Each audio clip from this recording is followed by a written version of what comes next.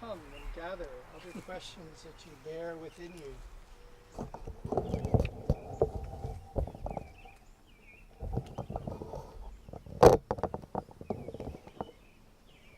The microphone is free.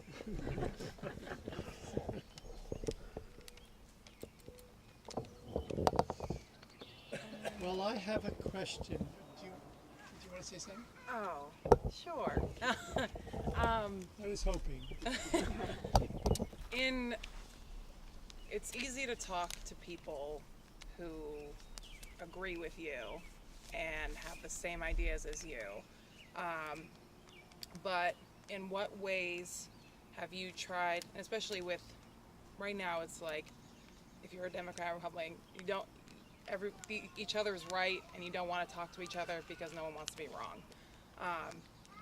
In what ways are you trying to reach out and to speak to people who don't agree with you or don't have the same mindset as you, and try to have better communication to find even ground with people who don't agree with you? So for the video friend who's taking the time, Bopa, can you answer first and sit over here so we can sit beside each other?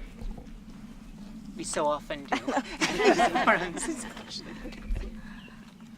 So for a long time, in a lot of what I do at my professional life and my community life, not in the work that I do, not everyone will always agree, and I think it's important, and I value that very much. I think for us to be better and for us to create a better world together, we need to not always agree. We need to listen to each other. I love going out through this process. Everywhere that I go, I love, through our signature process, even now going door to door, I have a lot of people that, they don't agree, and I love sitting down to hear that, because the more that you hear these things, the more that you realize that we can actually become better if we take each other's ideas. And so a lot of the times, in terms of even newspaper or radio shows, I like to have various sources, and I like to hear different perspectives. So, if it's something that I strongly believe in, I like to test it out amongst people that I know will not agree with me, and amongst people that might encourage me. And then, so I think I truly believe that it's important to do that. And and I completely seek it a lot, because I enjoy learning more, because the more that people don't agree, the more it pushes me to become a better person. Thank you, Bopa. You're welcome.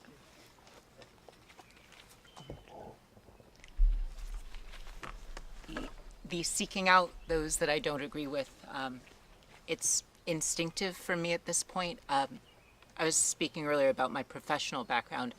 I was in the intelligence community for 13 years, and I joined after 9/11. So I served under Bush, served under Obama, and I served under Trump, which meant as an intelligence analyst, and then I was eventually a division chief where I had a few dozen analysts under me.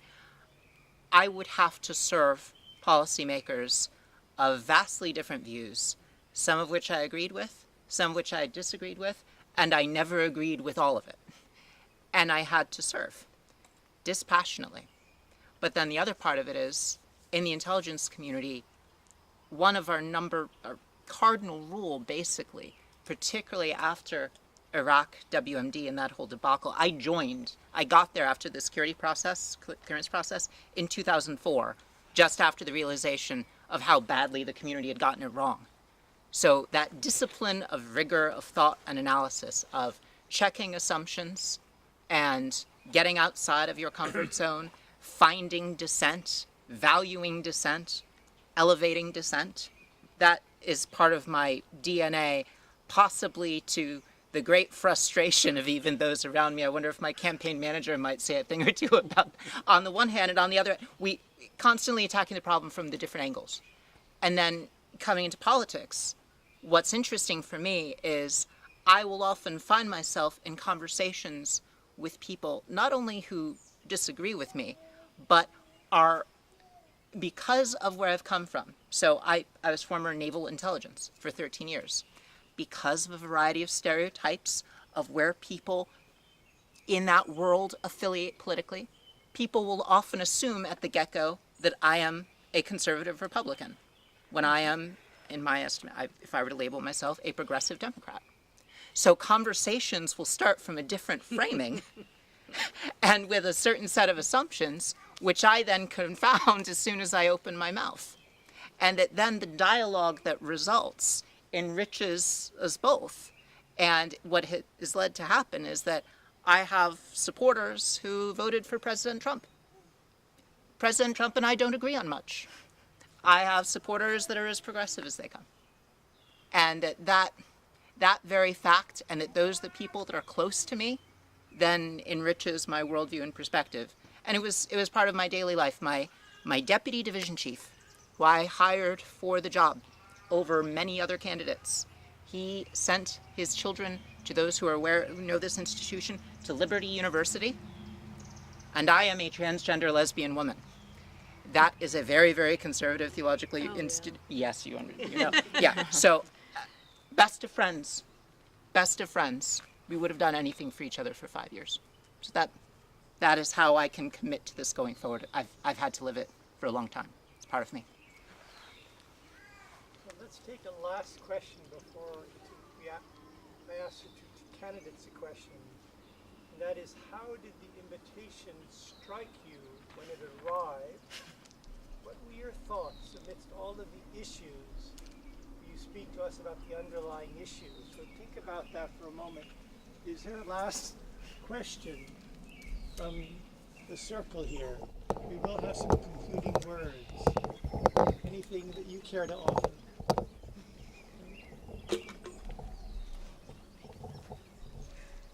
Andrea.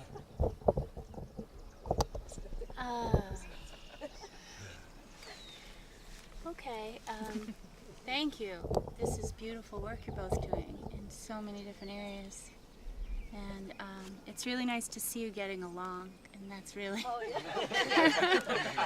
You joke about the joint child care, like the candidates' daycare that we should set up together. Yes. Awesome. Every time we travel, we should. Well, that's part of our solution, because the women are overbooked right now. You know, we just need to figure things out. And how are you going to work together, or what can we see more of with the schools around here? I know you've opened a school, and I feel I'd really like to know about that, because if we all want equality, it starts with our inner city schools and our suburban schools coming together and, and understanding that we're all one. And our democracy is exactly what you see in our classrooms, and if it's not there, it's nowhere. So.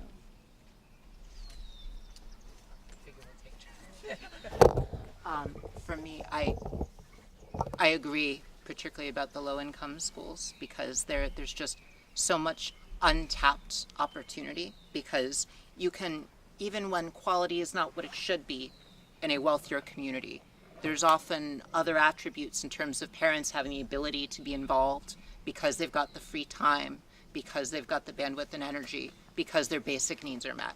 Whereas in a low-income community, if you have parents that have to work 2 or 3 jobs to get by, and they're still not really getting by, or they're in transitional housing, those students, what could we have had from them as a society that we're missing out on? So when I was in Washington, D.C., my now 6-year-old, then 3, he was in our neighborhood elementary school, which, though our neighborhood wasn't particularly poor, the school system in D.C. had become so segregated where people of any middle income or higher income would pull out of the system. So his school was a Title I school, 90% students of color, 6 or 7% homeless or in transitional housing. And I was the vice president of the PTA. And I would see each year, we would have to go through, okay, how much Title I funding, that's for those who don't know, funding to assist lower income schools will we have? And that would mean whether we could have before care and after care or not. How much of that could we have? Could we offer it to all the students or not? What could we do in terms of enrichment or not each year. And that is just, a school shouldn't have to make those choices. We are a wealthy country. We can do better than that. And then, so I would advocate for more Title I funding, just because that's something near and dear to me that I've seen and I've lived. I also think that with the new Every Child Succeeds Act, there's a mandate that arts education is something that is completely integrated as part of a free and appropriate public education. Yet there's no money attached to it. So there's a mandate, there's a call to action, and no money. That needs to change, because localities and states simply don't have it, or it is politically not happening. And if it is happening, it is easier to happen in wealthy communities rather than low-income communities, and then we just perpetuate the separation. But then for communities that are slightly better off, I would also look at making education that is appropriate for the academically gifted also part of the guarantee, because that particularly, again, low-income communities will derive the most benefit to make sure that we're able to bring their students up as much as we possibly can. But then also in higher income communities will benefit, and particularly students that are in special education because of physical disabilities. Their students are often shunted between either, well, does the physical disability take precedence, or does the academic gift take precedence? And to make sure that there is no false choice made, and that it is guaranteed, and those students will also have the most appropriate education for their particular situation. That's education in a nutshell. So I do agree that our country is one of the richest in the nation. Our kids should not be struggling to, if I truly believe that if you want an education, you should be able to have a free, high quality education right from the beginning, from birth until college, if you want to go to college, or trade school. I think that's great for our economy when we offer free education, not just for our economy, but for our national security. As I mentioned earlier, as someone that came here that didn't have I grew up in Lynn. I moved to Harrisburg initially, and my parents needed to get a job, and they met some people that were more like them in Lynn. And I grew up in a neighborhood where the school system was not great. But even though the school system was not great, I was able to have a free education, and with the help of others, nonprofits as Girls Inc., who advocated and taught me differently, I became who I am. And because of that, I've been given back, and I worked hard to create a different life for my kids. And my kids now, who grows up in a better school system, and I see that even though we can afford to offer them daycare and preschool, it's still very expensive for us. And I see that in other communities that I work in, these kids don't have the same access to my kids. So those kids should not be treated differently. It doesn't matter what zip code you're from. They should be able to have the same access of education. And I remember, Tom and I Tom is my husband, talk about this all the time, about how, in our kids' school, they send things as in, we need these supplies, we need your help in coming into, and for us, we have time and we have the money to offer these supplies. But imagine another city that doesn't have enough funding, and the teachers have to spend that. They're not even making anything, and they have to spend this money. And, and I think we need to pay our teacher properly. They take care of our kids, and we need to make sure that all of our kids have equal access, and from the beginning, and not being taught that because of where they grew up, they have more, and it's not right. It's not, it's.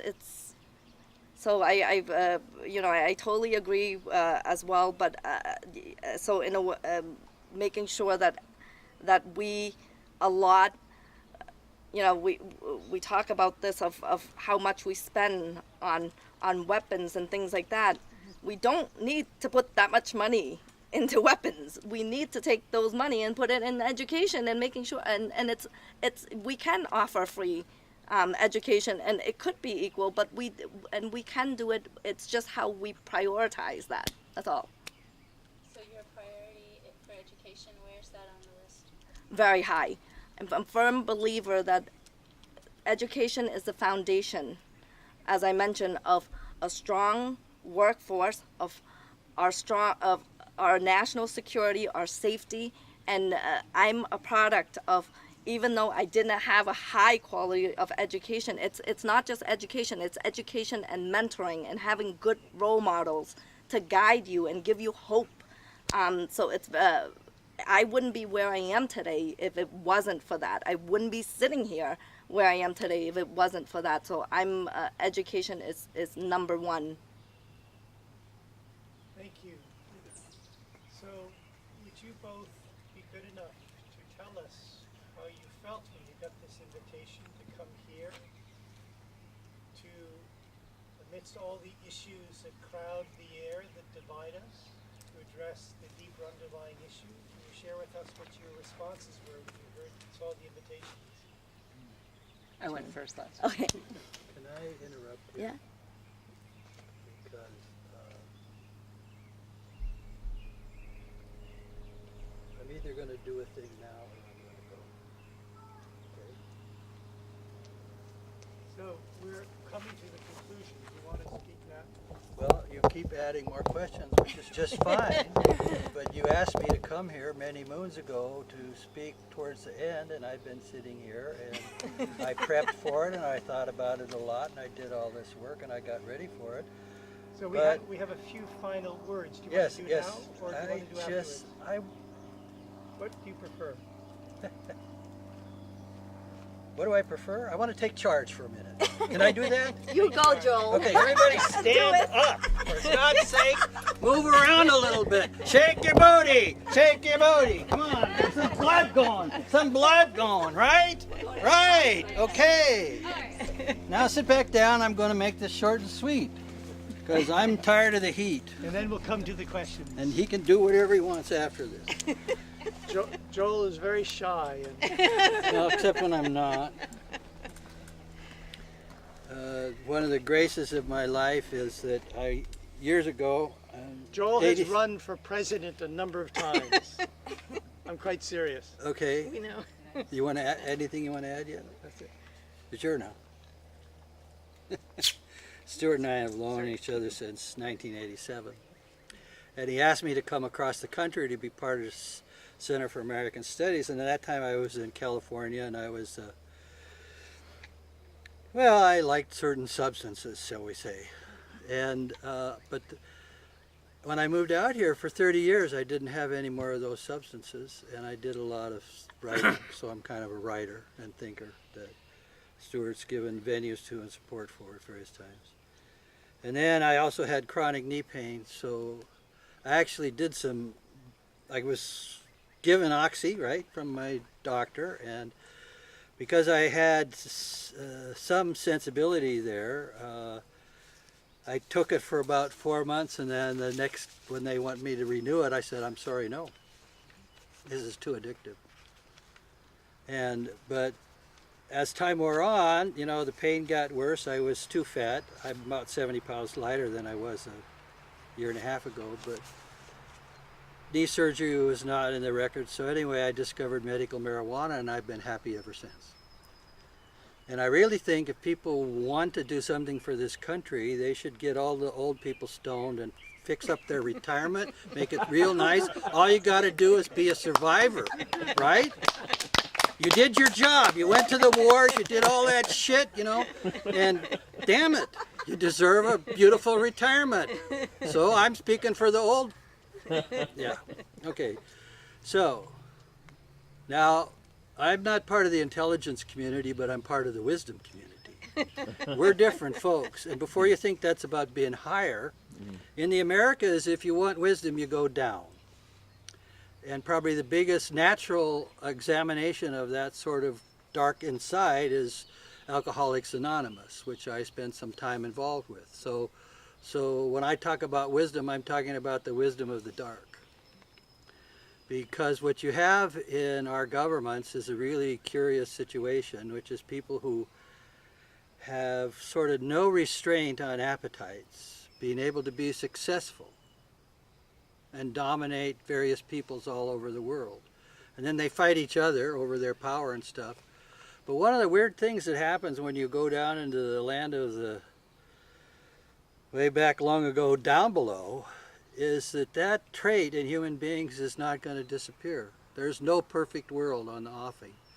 So sobering is important. The other thing is, and this is like the thing that I thought about the most that I wanted to share with you, is politics doesn't have to be war anymore. From this moment, you don't have to run for office anymore. What we need is three things, and they go together. The first one is to declare victory. Absolutely over everything. We are Americans. This is America. We are the people. And the Hopi said that, you know, if you're into the Hopi prophecy and that stuff. There has to be a people that's free enough, we're sovereign here, that can actually stand up to the real boogeyman, which is the corporation, which is becoming immortal and inhuman. And we have to stop them. And any way you want to do it, stop them. My personal thing is I think we should stop paying our debt, and we should start a new constitution, and the first thing that's on it is all debt is forgiven. Because we got to get out from under it. But anyway, but we declare victory, we throw a party, and we invite our neighbors, particularly the ones that we don't know much about. And that ladies like you, instead of stumping around, you know, trying to fulfill the expectations, so I'm in politics now, I got to do this. You're not in politics, you're in healing the social life of America. I'm recruiting you. Don't run for office. Declare victory on all the issues and say that, yes, we're not the greatest country in the world, but by God, we're what we are, and we're not going to take it anymore. And the people we don't like, here's our guy for money issues, okay? Right? We don't like those people. Our founders didn't like those people. In my writing, I call them the lords of finance. We are run by an aristocracy of wealth. And they're not going to let go.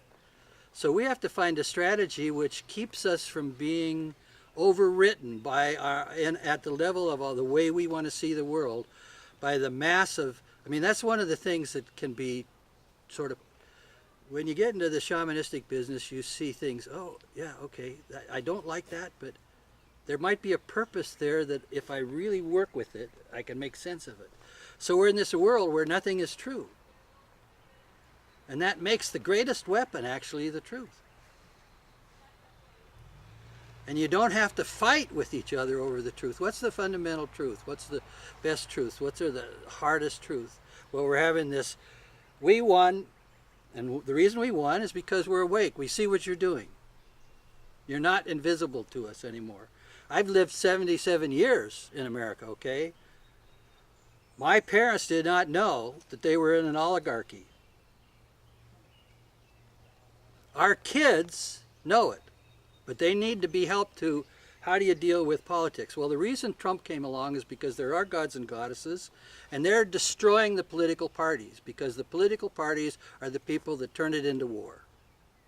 And if you run as a Democrat or a Republican, you're with them. I'm sorry, it's bad news. But if you support party politics, you support what needs to be destroyed, and we need to get above. And this is actually the third American war. There was the Revolutionary War, the Civil War, and this is, you're going to love this, the Grandmother War.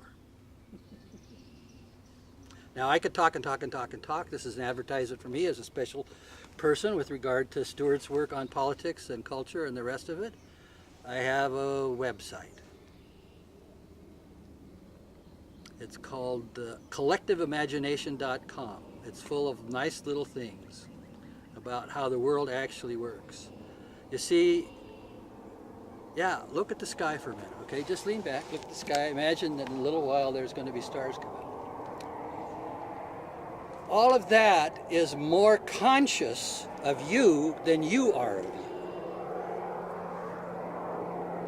Think for a minute of your inside. You have an inside, you know, your private self, you talk to yourself, you think to yourself. But it's not visible, right? And it's not a bunch of electrons running around in your cells in your brains either. This place you're standing has an inside like that. And all the older religions called it the mother. She's back, she's bitching, and the women are the future. Whatever you want, I'm glad you're taking over.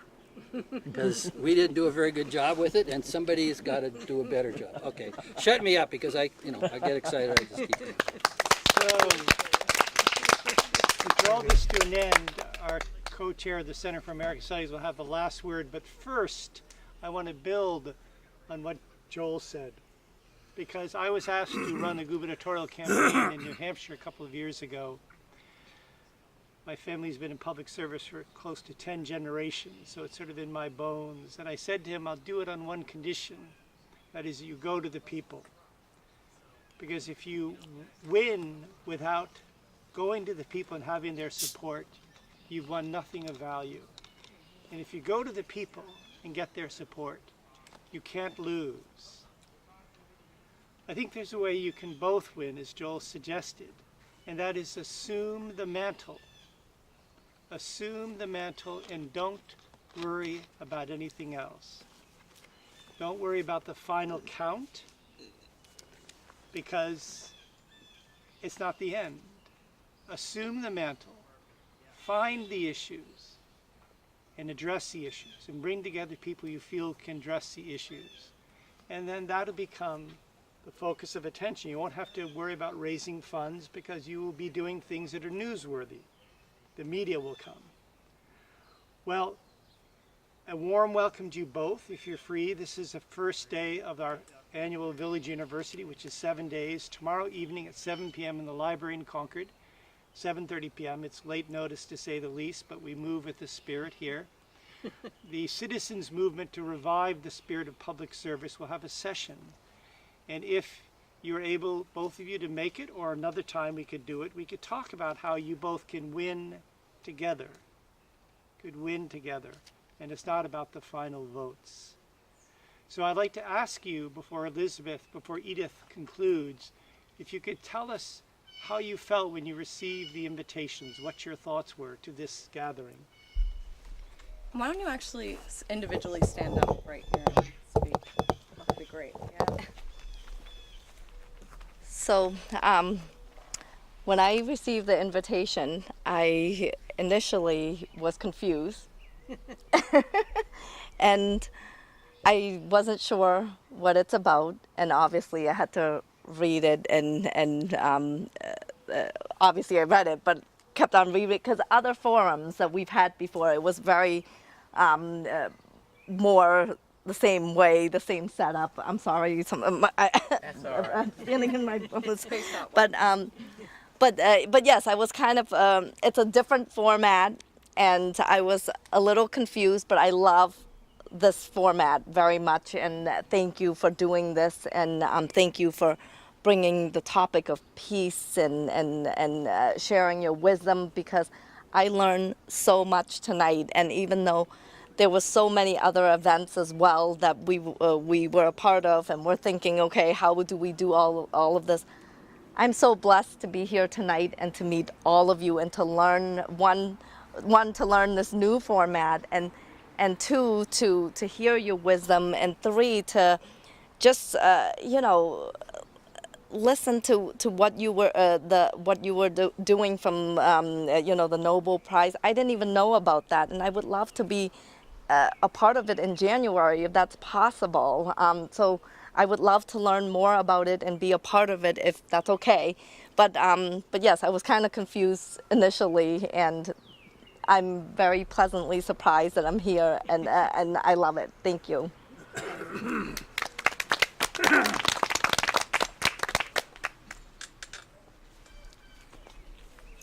Some similar words from me, in that when I received the invitation, I was at first confused, sent it around our campaign team a few times. Are you reading this right? Are you reading this right? Are you reading? Okay. Can you tell me more? Yeah. And then we did some research on the center, and things became clearer. And then I will say I felt liberated because, as Pope was talking about, a lot of these forums are very similar, almost formulaic, and it so often degenerates into the delivery of packaged talking points that don't really bring together anything better in terms of ideas. Becomes more of a, how did you execute what you already had in mind before you even got there, before the question was even asked? It was simply, this is what someone was going to say, no matter what the question was. It just squeezed somehow to sort of match with the question. And what does that give? But then for me too, it's, and maybe you saw some of this earlier, I enjoy connections. I enjoy not just answering a question, but connecting it to another question that may or may not have been asked, but I think was important whether it was asked or not, and having the freedom and the space to do that. And this forum not only provides that, but I think encourage that. And so for me, it was both welcome, liberating, and in the actual experience of it, very enjoyable. So I thank you for it. I thank you for the work in putting it together, all of you who did that. I thank you for the time of those who didn't put it together, but also created the space simply by being here. And I would welcome being a part of the work of the center going forward. I myself am already, I think, twice obligated tomorrow night, but just in general, such as you can update us on events, on other opportunities, I would welcome it. Again, it's in my spirit and nature to do so. And in terms of your comments on running and winning regardless, that also resonates, because I decided to run because I thought that I could get things done most effectively if I were to win and serve. But also part of it was, as we often say in the campaign, to run to do good along the way. And a lot of that good is in the advancing of ideas that then become part of the conversation, whoever goes to Washington. I've been to Washington. I was there for 13 years. It is not the be-all and end-all of life. And there are many ways to serve. As you pointed out earlier, in terms of you don't want to lose people to a process of victory or defeat. I've been serving. I will continue to serve, come what may. And in that spirit, thank you all for serving here to create this space. Thank you.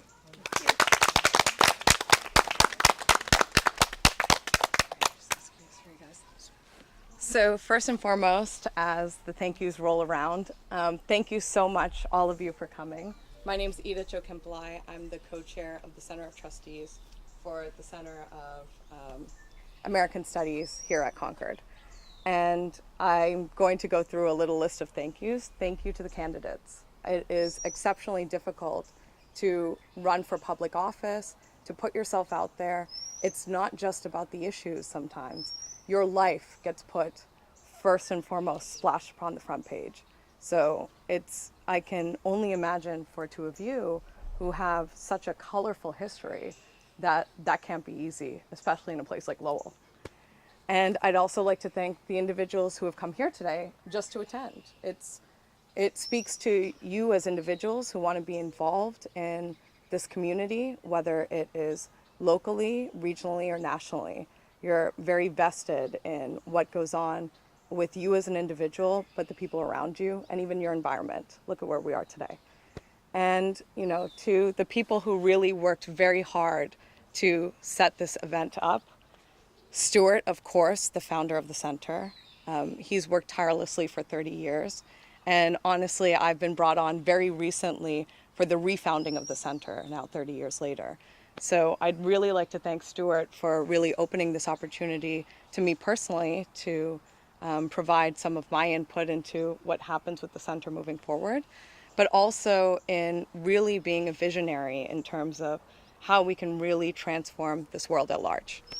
And to Daniel has been exceptional in terms of orchestrating a lot of the behind the scenes work, and Elizabeth, who is hiding with her son Oshin. The two of them have been instrumental in terms of Daniel, Oshin, and Elizabeth, all three, have been instrumental in really setting up everything that has to do with the center. And obviously to my family, I wouldn't be here without them.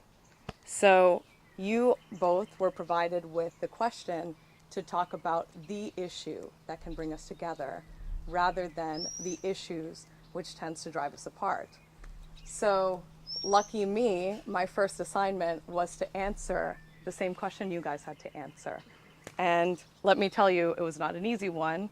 I filtered my initial draft to friends, to family. My mom and my sister, who are both sitting here, are among the people who gave me their thoughts on my first draft. So I'm just going to try to attempt to do what Stuart had asked from the beginning, which is to keep it short, sweet, to the point, while packing in as much as I can. So here goes. And obviously, sorry, I'm gonna have to use some notes for this. An astute close friend of mine read the first draft of this very speech and provided a strong but necessary critique. He noted my speech didn't reflect my opinions and thoughts, which he and I have discussed time and time again. Typically, I would rebut such an intense criticism, but I found myself vehemently agreeing. My first draft was admittedly inauthentic. My initial reflection on the issue had a heavy hand in two spheres. The first sphere is the past. While a keen understanding of history is important, it is applying the lessons of the past to the present and the future that adds immeasurable value to our lives and world. The second sphere of focus in my initial draft was all of you, the audience. I carefully considered what each of you would think about me and my thoughts, and tried to craft something that everyone would agree to and enjoy on this lovely 4th of July.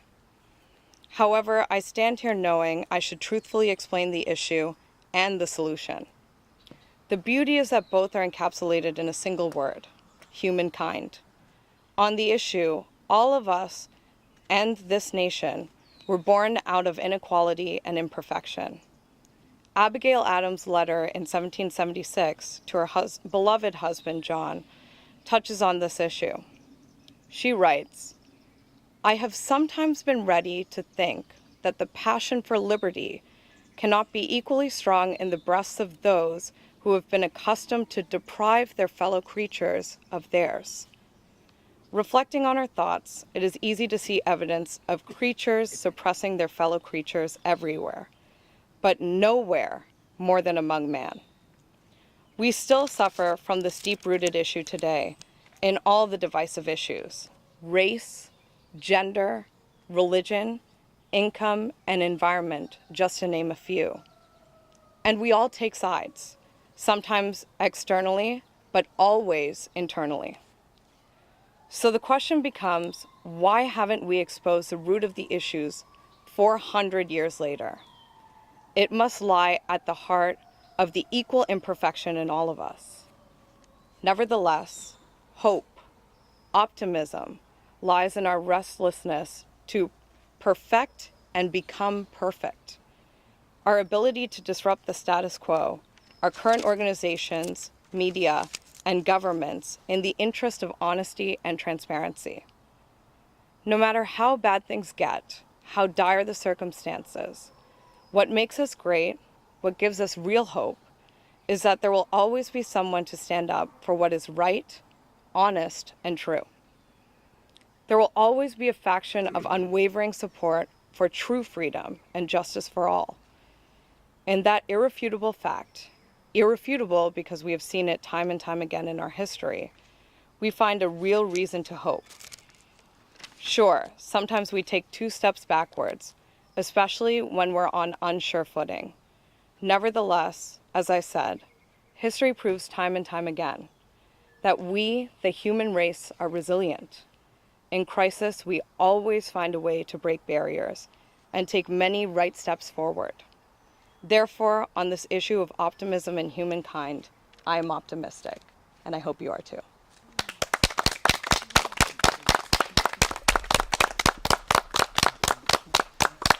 I'm going to read the first and final verse that Emerson wrote about this site, calling to mind those who are here, including the young drummer boy. And then I'd like to ask that we take 60 seconds of silence to let this seed that we've planted with two courageous women and others settle, so that we end in silence. So this is the opening and closing verse of the Concord hymn.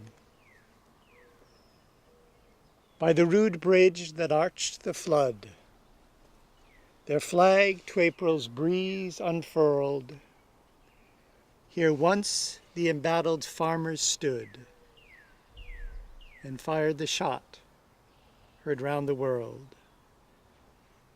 And the final verse, Spirit who made those heroes dare to die and leave their children free, bid time and nature gently spare the shaft we raise to them and thee.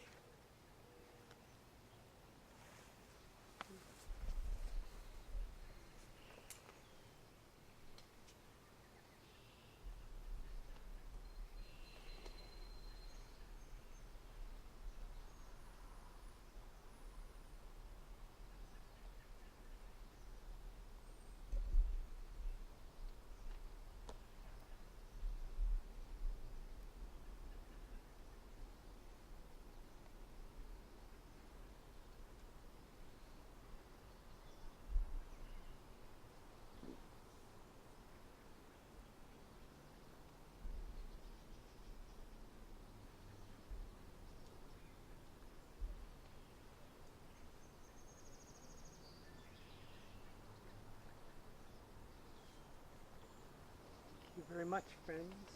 We always speak of where two or more are gathered. We were more than two. It's been a wonderful circle. Thank you also for those who filmed. A Minute Man just a few days ago. For those who want glimpses of the week of the Center's program, I have material here. We continue tomorrow morning at 9 a.m. And let's find a time to get together, the three of us, and others who are interested, and talk about You Can't Lose. You Can't Lose. So thank you, one and all. Thank you, Stuart. Thank you.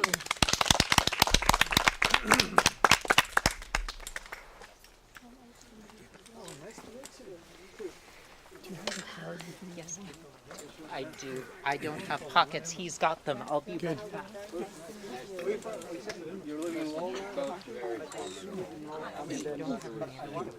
When you feel like it, go run down the car for us, but if you want to. It's up here. Oh, how far is it? It's not too far. It's behind Stuart's car, the first car there. I can bring it right down. Would you mind? But I wanted you to have time to talk to anybody if you want to do it for this. Sort of like I am, I'm kind of ready to go too. Yeah, I'm ready to go. Okay, so why don't you get the car? Okay. No, I know, yes.